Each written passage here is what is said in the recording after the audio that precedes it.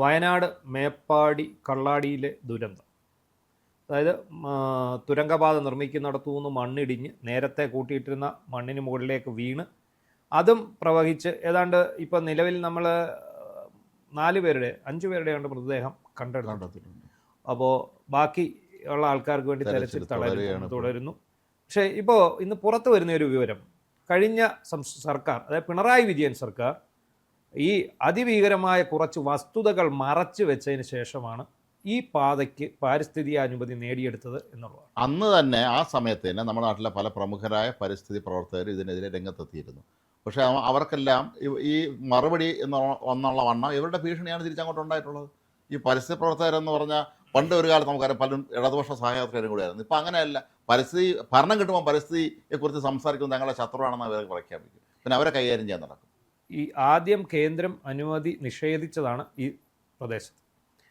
എപ്പോഴും ഇവിടെ നിന്ന് ശക്തമായ സമ്മർദ്ദം കേന്ദ്രത്തിലേക്ക് എത്തി അവസാന കർശന ഉപാധികളോടെയാണ് 2025 ഇത് അനുവദിക്കുന്നത്. കോടതി പോലും പറഞ്ഞത് ഇത് കൃത്യമായി നോക്കണമെന്നുള്ളതാണ്. കൃത്യമായ എല്ലാ കാര്യങ്ങളും ചെയ്തിട്ട് വേണം ഈ പാത ഉണ്ടാക്കാനെന്നാണ്. അതെ, ഈ കോടതികളും ഈ പറയുന്ന സർക്കാരും, കേന്ദ്ര സർക്കാരാണെങ്കിലും സംസ്ഥാന സർക്കാരാണെങ്കിലും ഇവരൊക്കെ ഈ ഒരു പ്രദേശത്തിൻ്റെ ആ പാരിസ്ഥിതികമായി ദുർബലമാണ് എന്നുള്ളൊരു വസ്തുത ഏണ്ട രീതിയിൽ ഗൗനിക്കപ്പെട്ടിട്ടില്ല, അല്ലെ ശ്രദ്ധിച്ചിട്ടില്ല എന്ന് വേണം നമുക്ക് മനസ്സിലാക്കാം. പ്രധാനം ഇടുക്കിയും വയനാടും ഈ ഇത്തരത്തിലുള്ള ഈ പരിസ്ഥിതി ലോല പ്രദേശമാണെന്നുള്ള എല്ലാവർക്കും അറിയാവുന്നതാണ്. അവിടെ ഇത്തരം നിർമ്മിതികൾക്ക് നമ്മൾ ഇറങ്ങി പുറപ്പെട്ടു. നമ്മൾ കഴിഞ്ഞ ദിവസം ചർച്ച ചെയ്ത് പറഞ്ഞതുപോലെ മൂന്നാറിലൊക്കെ കൊണ്ട് ഓരോ മലയുടെ അറ്റത്ത് ആളുകൾ റിസോർട്ട് ഉണ്ടാക്കി വെച്ചിരിക്കുന്നു, അതിന് അനുമതി കിട്ടിയിട്ടുണ്ടെന്ന് പറയുന്നത് പോലെ തന്നെയാണ് ഇതിന്റെ വേറെ പതിപ്പ്, കുറച്ച് വലിയ പതിപ്പാണെന്നേ ഉള്ളൂ. ഒന്ന് ശ്രദ്ധിക്കേണ്ടത് എന്താണ്, ഈ പുത്തുമല എന്നല്ലേ, പുത്തുമല എന്ന് പറയുന്ന സ്ഥലം 2018 തോന്നുന്നു അവിടെ ഉരുൾപൊട്ടലുണ്ട്. 10-17 പേര് മരിച്ചതാണ്. വെറും 800 മീറ്റർ മാത്രമേ ഉള്ളൂ ഈ സ്പോട്ടിൽ. ഏതാ ഇന്നലെ ഈ അപകടം നടന്നത്? വെറും 800 മീറ്റർ, അതായത് 1 കിലോമീറ്റർ. ഈ മുണ്ടക്കൈ ചൂരൽമല 5 കിലോമീറ്റർ ചുറ്റളവിലാണ് വരുന്നത്. ഈ പ്രദേശം മുഴുവൻ പാരിസ്ഥിതിക ലോല പ്രദേശമാണ്. ഇവിടെ യാതൊരുവിധ നിർമ്മാണ പ്രവർത്തനങ്ങളും നടത്താൻ പാടില്ല എന്നുള്ളതാണ് അവിടുത്തെ പരിസ്ഥിതിവാദികളുടെ ആവശ്യം. അത് തന്നെ സത്യമാണ്.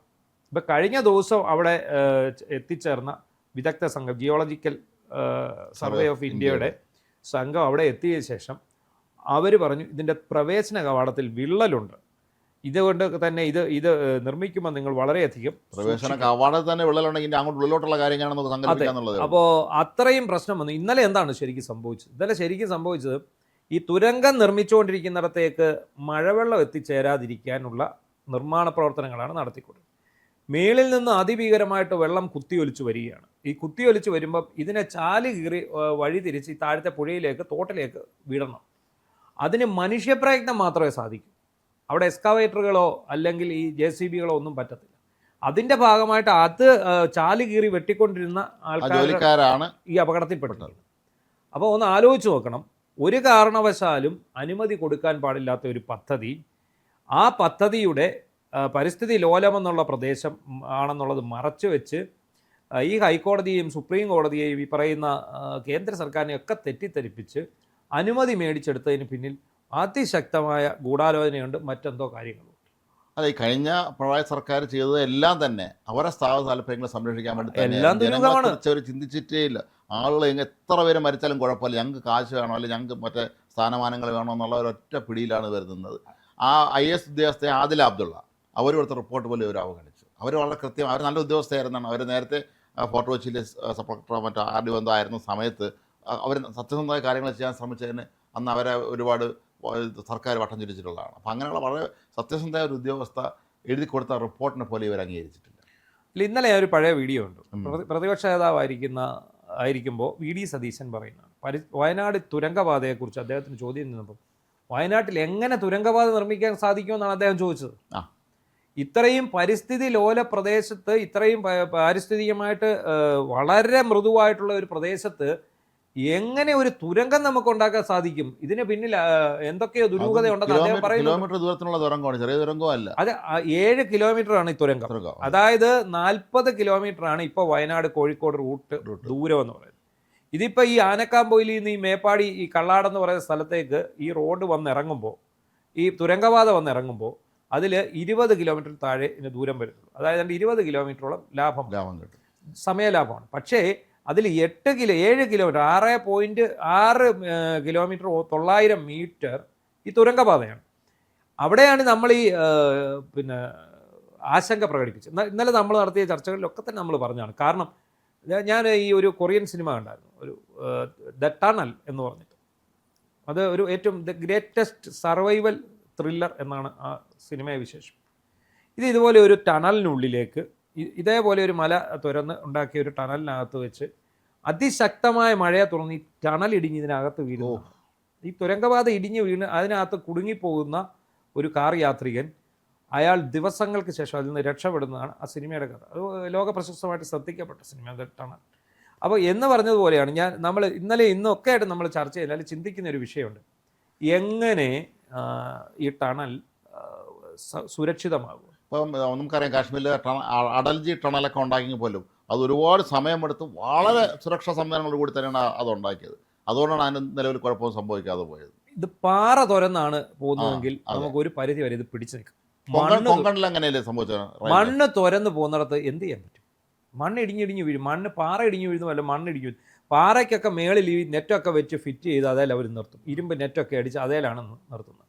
എന്നാൽ ഈ അല്ലാതെ മണ്ണുള്ള സ്ഥലത്ത് വരുമ്പോൾ അത് വലിയ ബുദ്ധിമുട്ടാണ്. ഈ പദ്ധതി പ്രദേശം പരിസ്ഥിതി ദുർബല മേഖലയിൽ പെടുന്നില്ലെന്നും സംരക്ഷിത മേഖലയല്ലെന്നും പൊതുമരാമത്ത് വകുപ്പ് 2022 മെയ്യിൽ കേന്ദ്ര പരിസ്ഥിതി മന്ത്രാലയത്തിന് കൊടുത്ത റിപ്പോർട്ടിൽ പറഞ്ഞു. കൃത്യമാണ് കാര്യം. അപ്പോൾ അതെങ്ങനെ വരും? അതായത് അമ്മായിപ്പനും മരുമോനും കൂടെ കൂടി സംഗതി എന്തോ കച്ചവടം നടത്തി തന്നെയാണല്ലോ. അതെ. അപ്പോൾ അതിനുശേഷം മാത്രമല്ല, ഇതിന് കല്ലിടുമ്പോഴും ഇതിന്റെ ഉദ്ഘാടനം നിർവഹിക്കുമ്പോഴും ഈ രണ്ടാശാന്മാരും അതിന്റെ മുമ്പ് ഇരിക്കുന്നത്, അമ്മായിയപ്പനും മരുമോനും അതിന്റെ മുമ്പ് സോഷ്യൽ മീഡിയയിൽ. പിന്നെ അതുപോലെ പ്രദേശത്ത് വനാവകാശ നിയമം ബാധകമല്ലെന്നും നഷ്ടപരിഹാര വനവൽക്കരണത്തിന് നൽകേണ്ട ഭൂമി പദ്ധതി പ്രദേശത്തില്ലെന്നും പൊതുമരാമത്ത് വകുപ്പ് കോഴിക്കോട് എക്സിക്യൂട്ടീവ് എഞ്ചിനീയർ റിപ്പോർട്ടിൽ പറയുന്നു. മനസ്സിലായോ?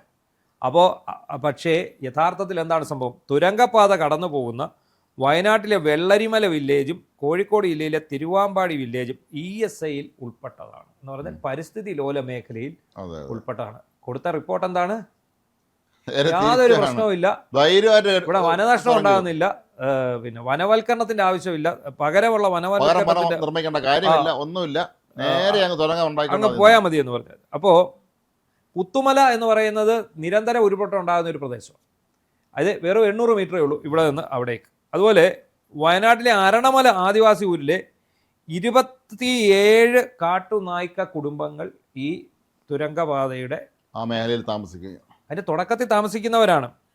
അപ്പോൾ അതുപോലെ തന്നെ തുരങ്കപാതയോട് ചേർന്ന് 32 ആദിവാസി ഊരുകളുണ്ട്. അത് പ്രദേശത്ത് നിന്ന് നഷ്ടപരിഹാര വനവൽക്കരണത്തിനായി വനം വകുപ്പ് നവകിരണം പദ്ധതി പ്രകാരം ആദിവാസികളുടേതല്ലാത്ത സ്വകാര്യ ഭൂമി ഏറ്റെടുത്തിട്ടുണ്ട്.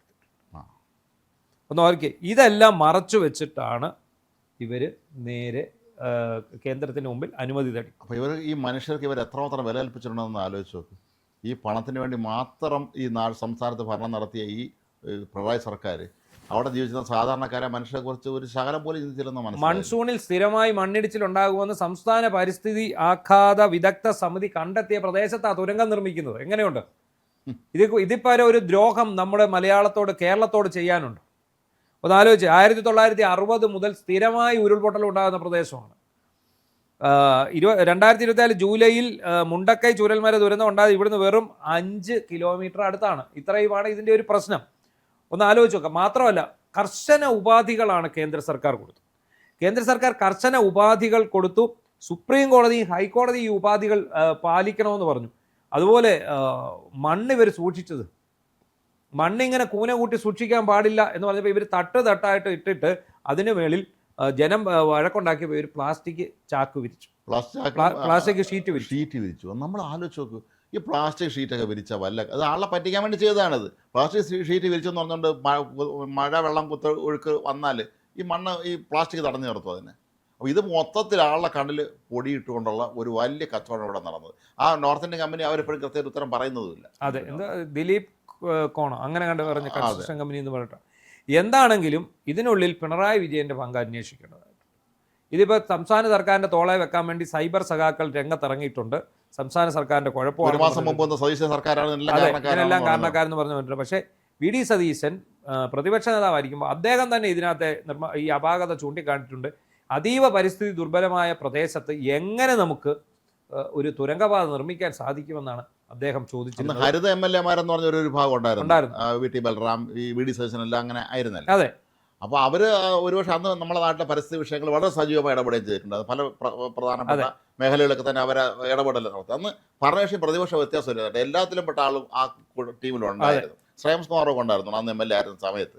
പക്ഷേ പിന്നീട് അതങ്ങ് ചിന്ന ഭിന്നമായി പോയി. എങ്കിൽ പോലും VD സതീശനെ സംബന്ധിച്ചിടത്തോളം അദ്ദേഹം നന്നായി പഠിക്കുന്ന ഒരാളാണ് കാര്യങ്ങൾ.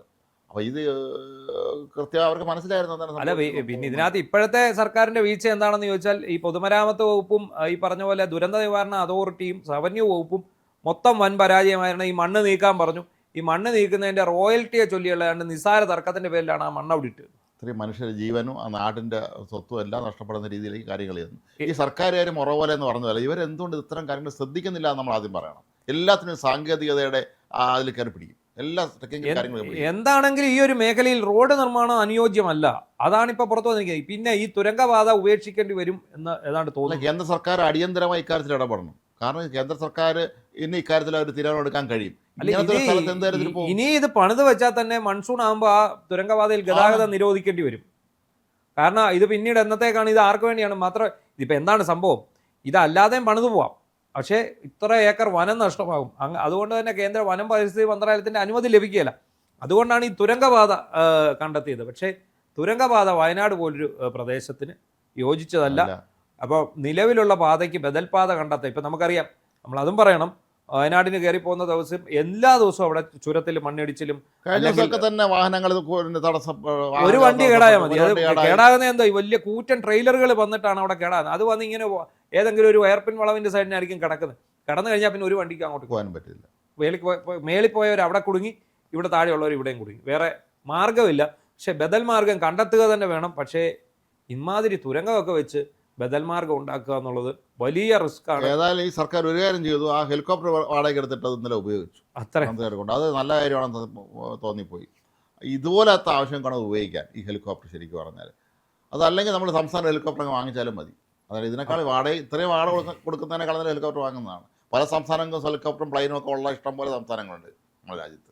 എന്താണെങ്കിലും ഈ ദുരന്തം മുന്നിൽ കണ്ടതിന് ശേഷവും ഇനി വിശദമായ പഠനവും പരിസ്ഥിതി റിപ്പോർട്ടുകൾ പുനഃപരിശോധിക്കണം. ഇത് പരിശോധിച്ചതിന് ശേഷം കേന്ദ്ര സർക്കാർ ഇടപെട്ട് ഇതിൻ്റെ പാരിസ്ഥിതിക അനുമതി റദ്ദാക്കണം.